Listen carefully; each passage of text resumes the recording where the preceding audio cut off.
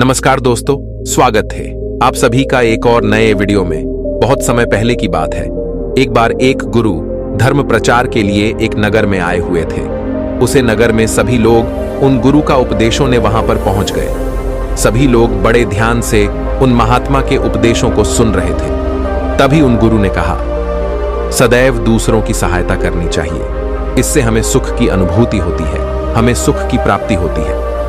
जैसे ही उन गुरुवर ने यह बात कही, वहां पर उपस्थित सभी गांव वालों में से एक व्यक्ति जोर जोर से हंसने लगा और उन गुरुवर से कहता है, हे गुरुवर, आप जो कुछ कह रहे हैं वह सत्य है, क्योंकि मुझे इन सब बातों पर बिल्कुल भी विश्वास नहीं। क्या किसी की मदद करने से केवल हमें भला सुख की अनुभूति कैसे हो सकती है?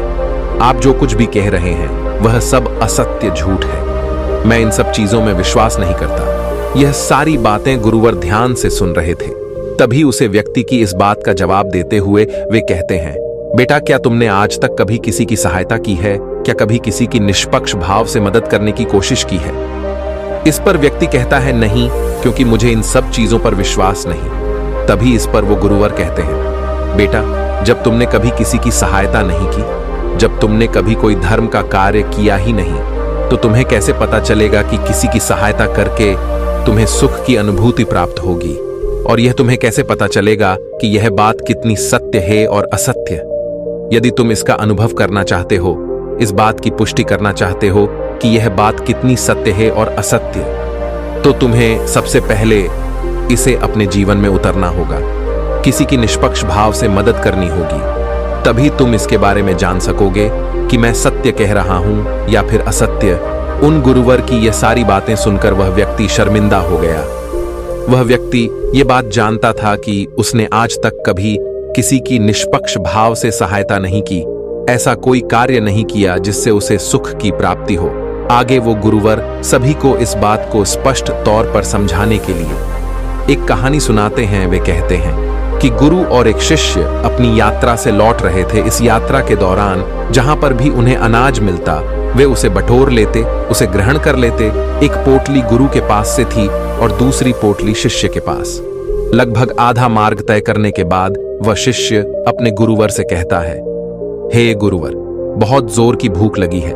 यदि आप आज्ञा दें तो हम यहीं पर कुछ देर बैठकर विश्राम कर लेते हैं और भोजन भी कर लेंगे। उन गुरुवर ने कहा, ठीक है, यदि तुम भोजन करना चाहते हो तो यहीं पर हम कुछ देर विश्राम करके भोजन कर लेते हैं। इतना कहकर वह गुरु और शिष्य एक पेड़ की छाया में बैठ जाते हैं। उसी के सामने एक किसान खेती में काम कर रहा था। वहां उसके पीछे हल भी रखा हुआ था। यह देख शिष्य के मन में थोड़ी सी शरारत जाग उठी, क्योंकि वह शिष्य बेहद शरारती था। उसने अपने गुरुवर से कहा, हे गुरुवर, क्यों ना थोड़ी सी शरारत की जाए, उस किसान को थोड़ा सा तंग किया जाए। तभी वो गुरुवर कहते हैं, तुम क्या कहना चाहते हैं? वह शिष्य कहता है, हे गुरुवर, क्यों ना हम इस किसान का हल छुपा दें, और जब यह परेशान होने लगेगा तब हम इसका हल इसे वापस कर देंगे। इस पर वह गुरुवर कहते हैं, भंते पर इससे क्या लाभ होगा? वह किसान अपने कामों में लगा हुआ है और उस काम में तुम विघ्न डालने की बात कर रहे हो। यह अच्छी बात नहीं। हाँ, अगर तुम शरारत करना ही चाहते हो तो हमारे पास जो 2 अनाज की पोटलियां हैं, उनमें से एक पोटली तुम उसकी हल के पास रख दो और फिर देखो क्या होता है। वह शिष्य अपने गुरुवार की बात मान जाता है और जैसा उसे उसके गुरुवार ने कहा, वह पोटली उस हल के पास रख देता है और वापस आकर अपने गुरुवार के साथ उसी पेड़ की छाया में बैठ जाता है। काफी देर कड़ी मेहनत के बाद धूप में जब किसान थक जाता है और बैठने के लिए अपने हल के पास लौटता है, और जब वह अपने हल के पास एक पोटली देखता है, तब वह आसपास इधर उधर देखता है कि कहीं यह किसी की पोटली यहां पर छूट तो नहीं गई। लेकिन उसे कोई नजर नहीं आता, क्योंकि वह शिष्य और गुरु पेड़ की छाया में छुपे हुए दूसरी तरफ बैठे हुए थे। जब काफी देर इंतजार करने के बाद भी पोटली लेने कोई नहीं आता, तो वह किसान उस पोटली को खोलकर देखता है तो उसमें उसे अनाज मिलता है। और यह सब देखकर वह किसान अत्यधिक खुश हो जाता है और कहता है, हे ईश्वर, आज तूने मेरी सहायता की, इसके लिए कोटि कोटि धन्यवाद। आज मैं बड़ा उदास था। जब मैं घर से निकाला तो मेरे घर पर कुछ भी नहीं था। मेरे घर पर खाने के लिए अनाज का एक दाना तक नहीं था, लेकिन आज तुमने मेरी मदद की। आज तुमने मुझे यह अनाज की पोटली देकर मेरी बहुत बड़ी सहायता की है। इसके द्वारा मेरा और मेरे पूरे परिवार का पेट भर जाएगा। इसके लिए आपका बहुत बहुत धन्यवाद। इतना कहकर वह किसान उस पोटली को लेकर वापस अपने घर की ओर चला जाता है। इतना कहकर वह गुरुवार उसे व्यक्ति से यह सवाल करते हैं कि अब बताओ, तुम्हें किस चीज से ज्यादा खुशी मिलती, उस किसान का हल चुराकर या फिर उस किसान को वह पोटली देकर? इस पर व्यक्ति कहता है, हे गुरुवर, उस किसान को जो अनाज की पोटली मिली, उससे वह और उसका पूरा परिवार अब भोजन कर पाएगा। इससे ज्यादा सुख की बात और क्या हो सकती है? इससे ज्यादा खुशी की बात और क्या हो सकती है? तभी वह गुरुवर कहते हैं, तुमने बिल्कुल ठीक कहा। जब हम किसी के निष्पक्ष भाव से मदद करते हैं, जब हम ऐसे व्यक्ति की सहायता करते हैं जिसे उसकी आवश्यकता हो, तो हमारे मन को असीम शांति प्राप्त होती है और हमें सुख की अनुभूति होती है। किसी व्यक्ति को परेशान करने से, तंग करने से, दुख देने से अच्छा है कि उसे हम खुशी दें। इतना कहकर वह गुरुवर कहानी में आगे बढ़ते हैं और कहते हैं, जिस प्रकार उस शिष्य ने यह कार्य करके सुख की प्राप्ति की खुशी का अनुभव किया, उसी प्रकार आप भी एक बार किसी न किसी व्यक्ति की निष्पक्ष भाव से मदद जरूर करें। उन गुरुवर की यह बात सुनकर उस व्यक्ति को यह एहसास हो जाता है कि किसी को सुख देने में जो खुशी मिलती है, वह किसी को दुख देने में नहीं मिलती।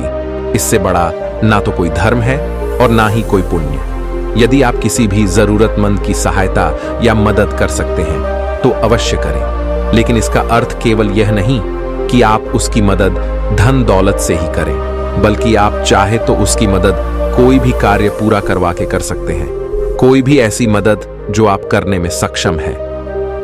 हमारी अगली सीख हमें अगली कहानी से मिलेगी। एक बार की बात है, महात्मा बुद्ध और उनके कुछ शिष्य किसी गांव का भ्रमण करके वापस लौट रहे थे। तभी वहां पर उन्हें कुछ लोग मिलते हैं जो उन्हें देखते ही उनकी निंदा करते हैं, उन्हें अपशब्द कहते हैं। जैसे जैसे महात्मा बुद्ध और उनके शिष्य आगे कदम बढ़ाते हैं, वह लोग उन्हें और भी ज्यादा अपशब्द कहना शुरू कर देते हैं। लेकिन महात्मा बुद्ध और उनके सभी शिष्य बिना कुछ कहे, चुपचाप, बिना कुछ प्रतिक्रिया दिए वहां से आगे की ओर बढ़ चलते हैं। आगे कुछ दूर जाने के बाद उन्हें एक वृक्ष नजर आता है, जहां पर वे सभी लोग रात गुजारने के लिए विश्राम करते हैं। तभी पासी के गांव से कुछ लोगों का समूह वहां से होकर गुजर रहा होता है।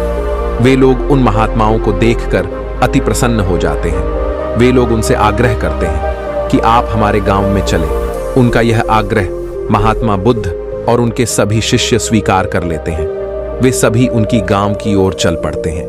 गांव पहुंचते ही वे लोग उनका आदर सत्कार करते हैं, उन्हें भोजन करवाते हैं और रात्रि में वहीं रुक जाते हैं। वे सभी भिक्षु और महात्मा बुद्ध उन गांव वालों की सेवा से बहुत प्रसन्न थे और अगली सुबह वे अपने आश्रम की ओर निकल पड़ते हैं। महात्मा बुद्ध और उनके सभी शिष्य एक स्थान पर बैठ जाते हैं। तभी महात्मा बुद्ध उन सभी से कहते हैं कि तुमने कहा कि हम जहां पर भी जाते हैं वहां पर हमें भिन्न भिन्न प्रकार के लोग मिलते हैं। उनका व्यवहार अलग होता है और इसका कोई बड़ा कारण नहीं है, बल्कि यह तो हर मनुष्य की सोच है और वही उन्हें अलग बनाती है। जिस प्रकार की समाज में वह पले होते हैं, जैसी उनकी सोच होती है, वैसा ही वह व्यवहार करते हैं। और इसमें कोई भी संदेह नहीं है कि कोई भी व्यक्ति स्वयं की सोच और विचार के अनुसार ही अपना जीवन देखता है, समझता है और बनाता है। फिर वह चाहे अच्छी सोच हो या फिर बुरी, वही उसका व्यवहार बन जाता है, वही उसका जीवन बन जाता है। और वह केवल हमारे साथ नहीं बल्कि सभी के साथ उसी प्रकार का व्यवहार करते हैं। लेकिन इन सब में जो सबसे महत्वपूर्ण बात है वह यह है कि हमें धर्म पर चलना है। अर्थात यदि कोई हमारे साथ बुरा व्यवहार भी करता है तो हमें उसके साथ विनम्र रहना चाहिए, उसके साथ हमें प्रेम पूर्ण रहना चाहिए। और इसके लिए जो भी उपदेश मुझे तुम्हें देने चाहिए थे, जो भी सीख मुझे तुम्हें देनी चाहिए थी, वह सब मैं तुम्हें पहले ही बता चुका हूं। हमें दूसरों को प्रेम देना चाहिए, लेकिन एक बात और याद रखना कि जिस प्रकार का प्रेम, जिस प्रकार का व्यवहार हम दूसरों के प्रति अपने मन में रखते हैं, दूसरों को देते हैं, उस प्रकार का व्यवहार, उस प्रकार का प्रेम हमें मिले, यह जरूरी नहीं। और ना ही हमें इसकी उम्मीद रखनी चाहिए। यह उनका निर्णय है कि वह हमारे साथ किस तरह का व्यवहार रखना चाहते हैं, वह किस तरह से हमारे साथ प्रेम पूर्ण रहना चाहते हैं। जब हम किसी को भी बिना किसी स्वार्थ के निष्पक्ष भाव से प्रेम, सम्मान और मधुरता देने लग जाते हैं, तब भी हमें यह उम्मीद नहीं रखनी चाहिए कि उनका व्यवहार हमारे लिए अच्छा है या फिर बुरा, क्योंकि इससे कोई फर्क नहीं पड़ता। यदि आप किसी से भी यह उम्मीद रखते हैं कि जो प्रेम आप उन्हें दे रहे हैं वही प्रेम वह भी आपको देंगे, तो यह गलत है। यह तो स्वार्थ हुआ जो आप अपने प्रति उस दूसरे व्यक्ति से चाहते हैं। आपको तो अपने कर्मों पर ध्यान देना चाहिए।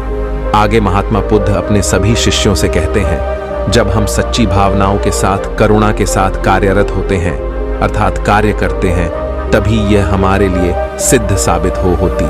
हमें कभी भी किसी की भी सहायता निस्वार्थ भाव से करनी चाहिए। हम जब उनकी सेवा कर रहे हो तो हमें अपने मन में यह कभी नहीं लाना चाहिए, क्योंकि जब भी तुम किसी की सहायता करके यह आशा रखते हो कि सामने वाला भी तुम्हारे लिए ठीक वही करेगा, तुम्हें भी ठीक वही देगा, तो इससे केवल तुम्हें निराशा ही प्राप्त होगी। और तुम लोग भी वही चाहते हो। जब तुम भिक्षाटन के लिए किसी गांव में जाते हो तो यह तुम्हारा धर्म है कि तुम विनम्रता, प्यार, आदर, सत्कार के साथ भिक्षा मांगो, लेकिन बदले में वह भी तुम्हें आदर सत्कार के साथ भिक्षा देंगे। इसकी उम्मीद करना बिल्कुल व्यर्थ है, क्योंकि जब भी तुम किसी की सहायता करके यह आशा रखते हो कि सामने वाला भी तुम्हारे लिए ठीक वही करेगा, तुम्हें भी ठीक वही देगा, तो इससे केवल तुम्हें निराशा ही प्राप्त होगी। और तुम लोग भी वही चाहते हो। जब तुम भिक्षाटन के लिए किसी गांव में जाते हो तो यह तुम्हारा धर्म है कि तुम विनम्रता, प्यार, आदर, सत्कार के साथ भिक्षा मांगो, लेकिन बदले में वह भी तुम्हें आदर सत्कार के साथ भिक्षा देंगे। इसकी उम्मीद करना बिल्कुल व्यर्थ है। महात्मा बुद्ध के इस उपदेश को सुनकर वहां पर उपस्थित सभी शिष्य महात्मा बुद्ध की इस बात को अच्छी तरह से समझ जाते हैं और उनके प्रश्नों का जो उत्तर उन्हें चाहिए था वह भी उन्हें मिल जाता है। वह यह समझ जाते हैं कि किसी की सेवा के बदले उनसे वापसी में वैसी ही सेवा की आशा रखना बुरी बात है, गलत है, और यह हमारे दुखों का कारण बनता है। इसलिए कभी भी जब हम किसी की सेवा कर रहे हो, किसी की सहायता कर रहे हो, तो हमारे मन में ऐसी कोई भी इच्छा रखना व्यर्थ है। वे सभी लोग महात्मा बुद्ध के इस उत्तर को सुनकर संतुष्ट हो जाते हैं और वे सभी अपने कार्यों में लग जाते हैं। दोस्तों, हमारे जीवन में भी कुछ ऐसा ही होता है। हम किसी को दुख पहुंचाकर खुशी प्राप्त करने की कोशिश करते हैं, लेकिन बदले में हमें क्या मिलता है? केवल दुख।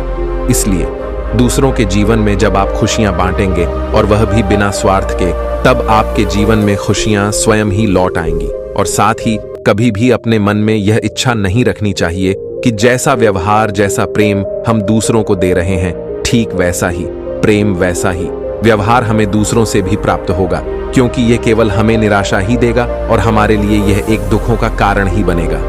दोस्तों, उम्मीद है कि आपने आज की इस वीडियो से जरूर कुछ ना कुछ सीखा होगा। तो आज की इस वीडियो को लाइक और अपने दोस्तों के साथ शेयर करना ना भूलें, और हमें ऐसे ही सपोर्ट करने के लिए चैनल को सब्सक्राइब और घंटी बटन को भी